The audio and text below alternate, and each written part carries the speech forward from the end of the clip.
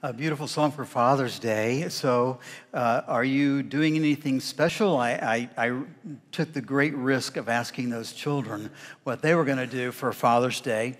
So, in my family, we do things a little bit differently, and that's good for me. I enjoy that. So, instead of your typical Father's Day gathering, because number one, Lisa, my wife, is in Mexico right now, so I've been bacheloring it all week long. So, Kara said for Father's Day she wanted to do something special and invited me to go on a hike, a wilderness hike. So that was good, and it was great, and so we headed out. It's not too far from here, just a few miles. It's called Black Bear Wilderness Hike, and some people are familiar with it. It's kind of interesting. It's sort of this berm that was created by digging canals, so you're up on this, you're like almost like walking on a dike all the way around. And sometimes it gets narrow, and sometimes there's roots, and she said that you do have to be careful. Occasionally there's snakes and things. In fact, we saw an owl, we saw alligator, snapping turtle. What else do we see? We saw a few things. So I'm walking down the trail.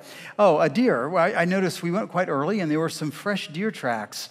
And because the path is narrow and you really can't get off of it, the deer is walking up in front of us somewhere. So we got very quiet, and I'm looking down the trail carefully to see if I can spot this deer. And we were kind of stalking this deer for about 10 minutes.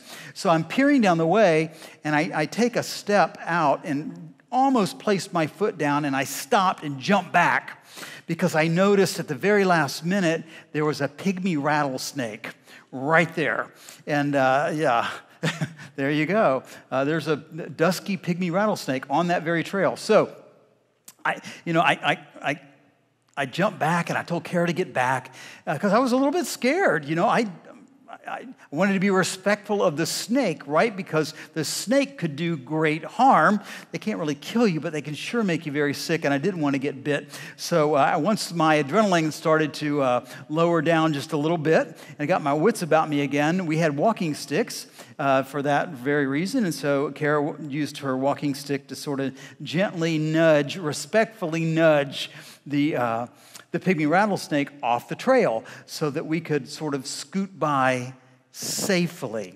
Now, I began a series, it seems like it was a year ago for some of you, and you'll have to really work hard on your going back into your memory to hook up to this, but I started this series called Facing Your Least Fear. And I did that long before we had graduation recognition in between. We had disciple recognition in between. So some things got in the way, but this is actually part 3 of that series. So in this series, I was talking about respectful fear. In fact, I talked about the thing we seem to the fear that we seem to not, doesn't even matter anymore. It seems to become the least fear is fear of God. That sounds funny, but I'm not talking about the fear you have with a rattlesnake. I'm talking about a respectful awareness of the majesty of who God is. It's a very Hebrew understanding of fear in terms of God. And I suggested that today in our culture, it's the least feared thing. That's why I titled the series Facing Your Least Fear, because the culture at large doesn't really seem to fear God so much anymore. And as I began to develop that theme, I'll just catch up a bit because it's been a few weeks to hook you back up. I talked about the fact that we really need to embrace that once again, that the awe of God and what it means to be God's people and be here in communal worship. And I talked about in part 2 the fact that we need to be a church gathered in communal worship ready for Jesus. Ready for Jesus to return. We play a song at the first service called Even So Come, and one of the lines are, we'll be a church ready for you, like a bride waiting for the groom. We're going to be ready for Christ to return. So I suggested there's some things we need to do to get ready. That was part 2. Part 3 is what I want to get into today. Because the church is not really just this building. We've got this concept today when we say church, we think of a building, but the church being ready is a group of people being gathered. This church is not ready for anything without you in it.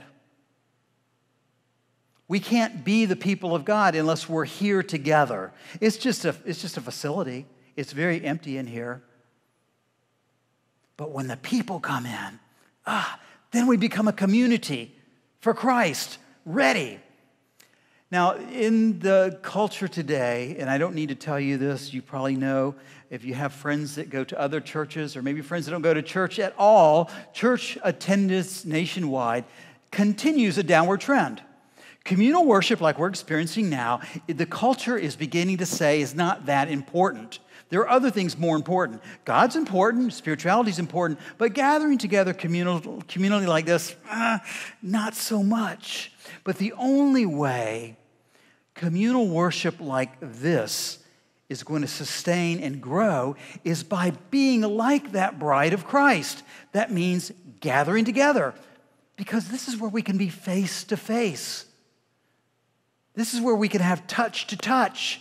When we greet each other, we shake a hand, we give a hug. This is where we can be spirit to spirit. And we do that not just for what it gains us or the respect in worship of God. There's also another reason. That is, we gather like this in this intimate way to call and receive other people to join us in this faith. We gather communally in worship to redeem our city. How does this work?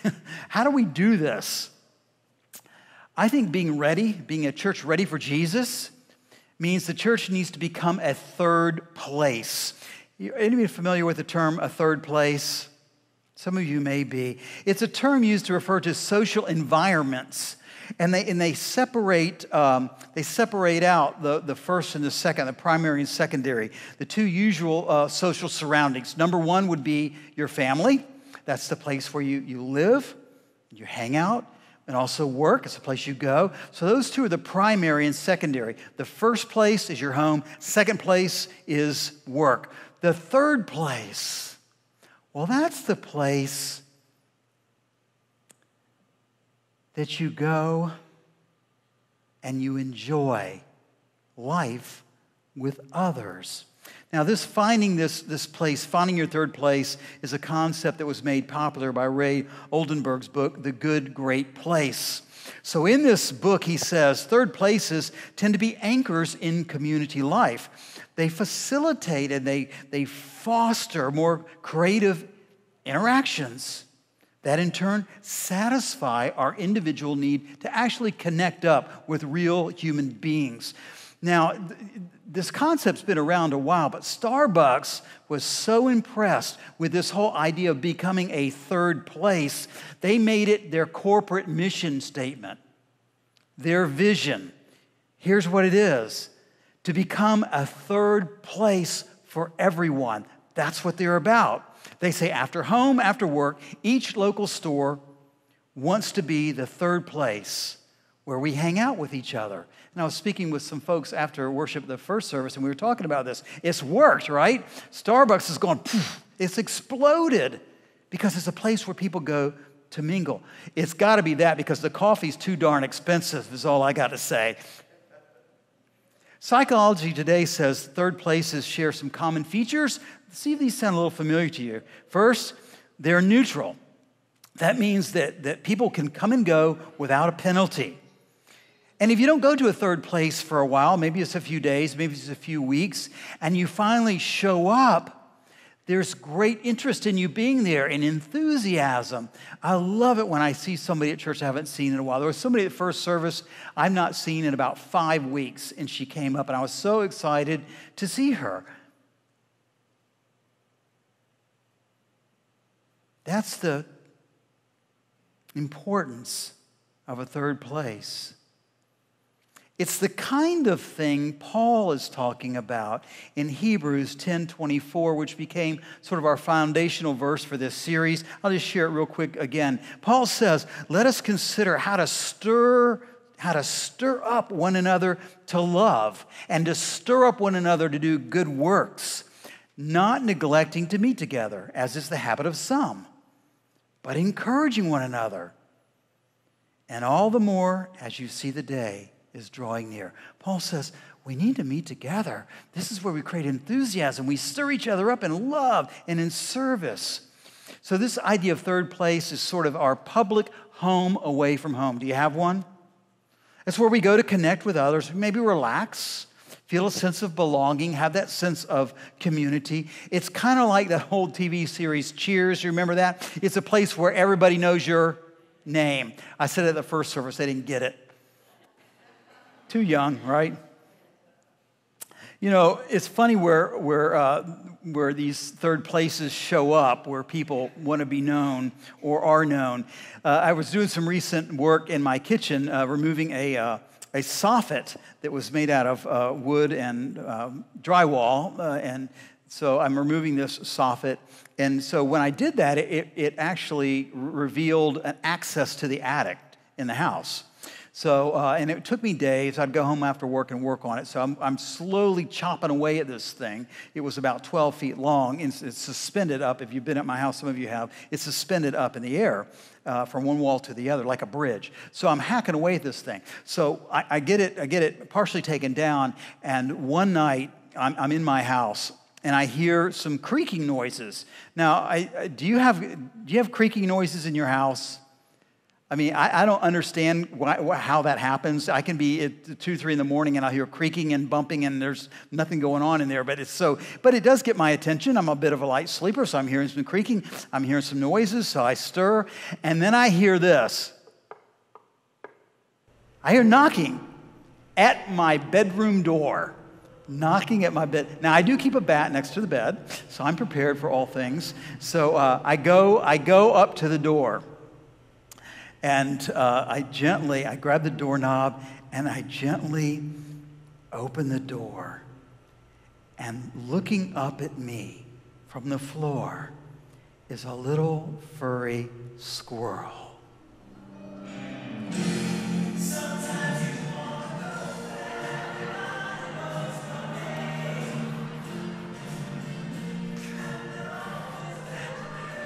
It's like he wanted a home.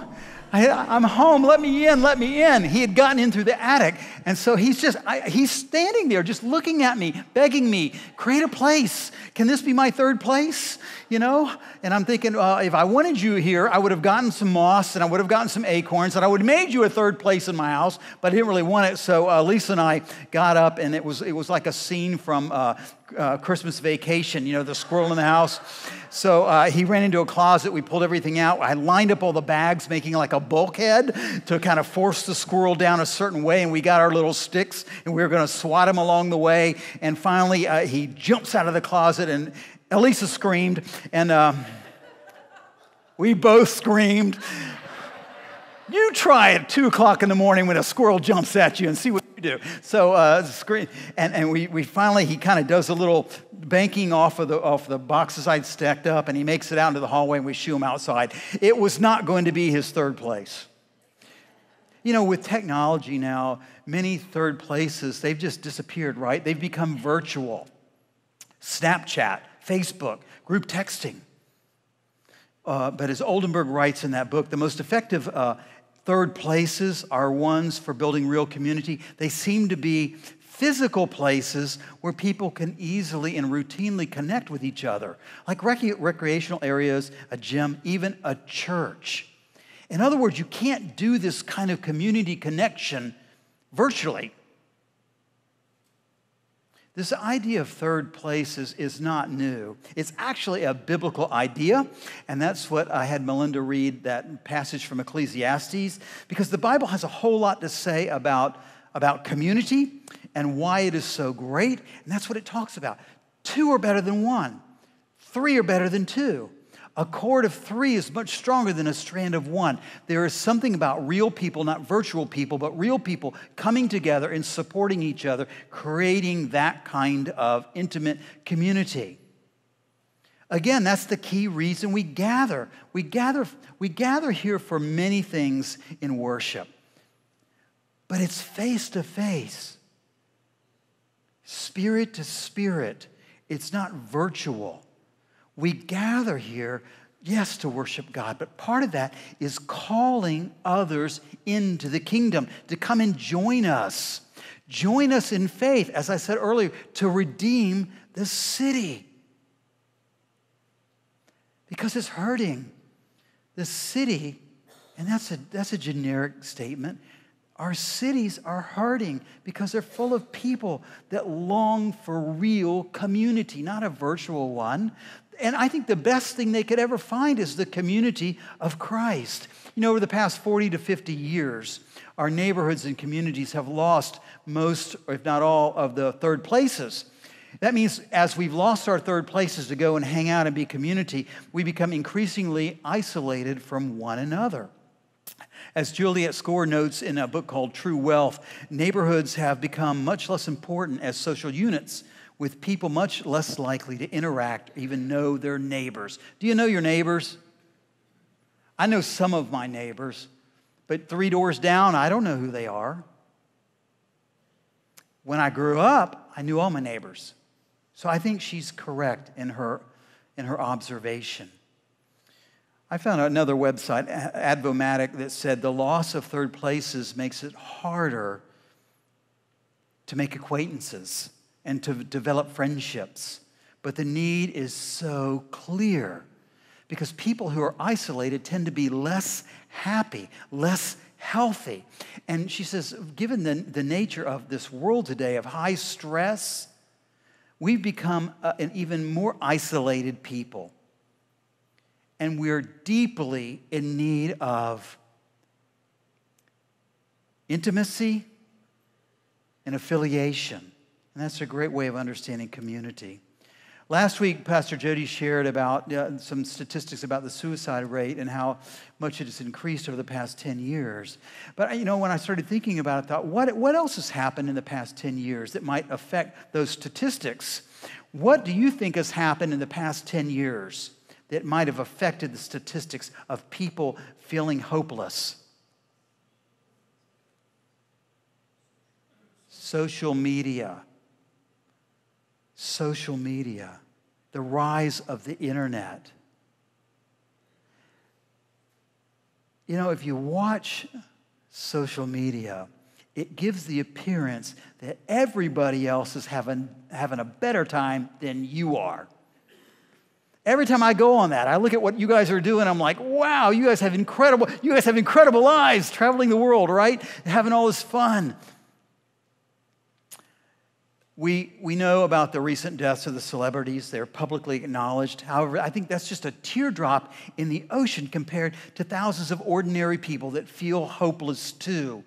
And they give in to that ultimate moment of hopelessness. Celebrities have thousands, millions of real friends and social media friends, yet they feel alone too. That's a commonality we have with all human beings. We all may have many friends and feel very, very alone. And so there's a clue to why I'm preaching this series today. People need a place to really be known. A place to be real. You know, I loved that a couple of weeks ago we had the disciple group up here sharing about their experiences in taking Disciple 3. What impressed me most was not their biblical experience and expertise and the knowledge they'd gained about the books they studied. It was about the community they developed. If you were here and you listened carefully, the theme was more about what happened to them internally, interpersonally. They became real to one another, and that is what made the difference. So the church, as a worshiping community, I believe it's the original third place. And it's the very best place of all to have real community. Because shouldn't this be the place that we can be the most real?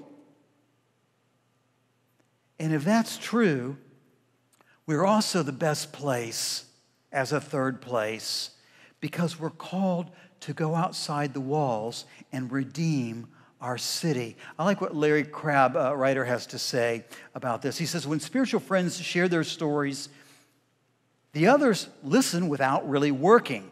They rest, but there's nothing to fix, nothing to improve. A spiritual community feels undisturbed quiet as they listen. Certainly burdened, but still resting in the knowledge that the life within, the passions they share for holiness is indestructible. It needs only to be nourished and then released. Wonderful thought. So why are we to meet in worship? And why have I been preaching about worship being so important that I would issue you a challenge, the 4 for 4 challenge, to go to church 4 weeks in a row in the summertime? Sounds easy, but not. Why did I do that? I think Paul's onto it. He says we're better together than we are alone. That's Romans 12, 4 through 5. He says all the workings of the body, they all fit perfectly, and we're better together. And when we meet in worship together, we're better. We create this idea of a third space for God's sheep. Think about this, a third space for God's sheep, especially the lost ones. Because when we meet together in worship and we create this that's going on between us right now, we're creating it for Jesus. It's like I read to the children.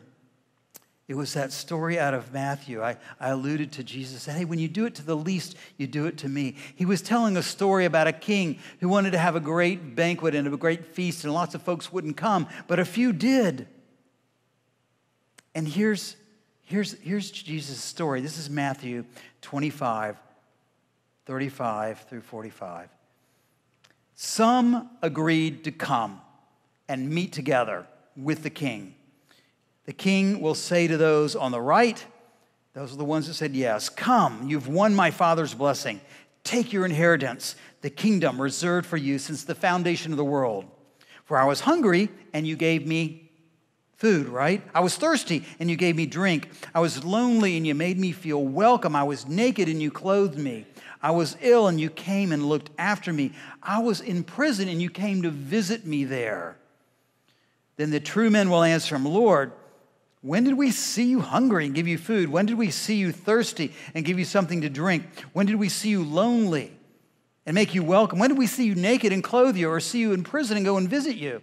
They're like, I don't remember doing that to you. When did all this happen that you're giving us credit for? You're praising us for doing all this. And then the king will reply, this is Jesus telling you now, I assure you that whenever you did it for the humblest of my brothers, you did it for me. We gather in worship. We create this third place for Jesus. This is the church being ready. We want to be ready for Jesus. And we seek to redeem the city because, in essence, we're creating that space for Him. For the least, for the lost. He said, if you do it for them, you create a space and you let them grow and you invite them in and you're enthusiastic and you're neutral. You don't criticize them. If they've been gone too long, you just say, I'm glad you're here. Come worship with us. We're doing it for Jesus. We're told that third places contribute to a life worth living. I think I certainly want that. I want it for all of you. We're told that they root us. They give us an identity. They restore us. How deeply do people want to be restored today?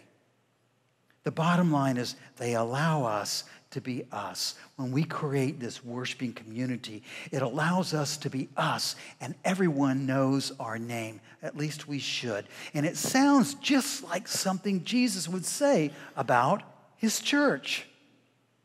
Now, our local church, and especially this communal worship, is important. And if Jesus is the head of the church, and as the Son of God surely knows all of our names, then we're too called to learn the names of others. They're not even in the room yet. They're not even in this third place, but we're called to get to know them. We are the bridge. There isn't anybody else. We're the bridge to bridge the gap that's been created in this ever increasingly isolated society. There's nobody else that can do it as well as we can. And the main point is this. We gather, I'm going to keep pounding this. If you don't remember anything, you're going to remember this. We gather in communal worship to create this third place for people where they can come and be in community too, in a community of faith. And the body of Christ, what we're creating right now, is the most essential community anyone outside these walls can find. Those prayer cards I read today talk about death. They talk about people that are hurting. The church is the best community to help them in those times. Oldenburg says, we'll have better cities, better lives if we reestablish these types of third places. He wasn't really talking about the church, but I think the church is that place, and Jesus would agree. And we can join him. It's so easy in redeeming the city by more actively engaging those folks out there with our relational presence. They're not going to just magically come. One Denver church was struggling. So many churches today are dealing with the real issues of worship attendance being so low and continuing to decline. And they're trying to figure it out, and so they went around the community and they started asking questions about why people don't go to church and what could we do to make a difference. And here's what they found out. Their answers led them to develop a mission statement that goes like this. They want to be the church that everyone would miss if it ever left the neighborhood.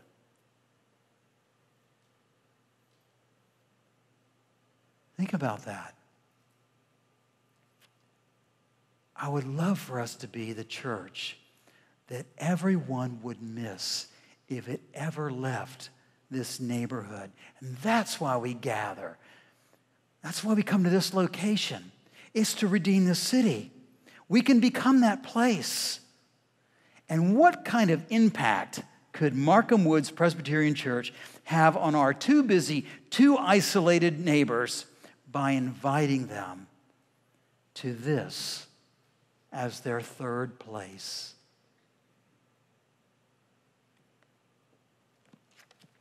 Amen.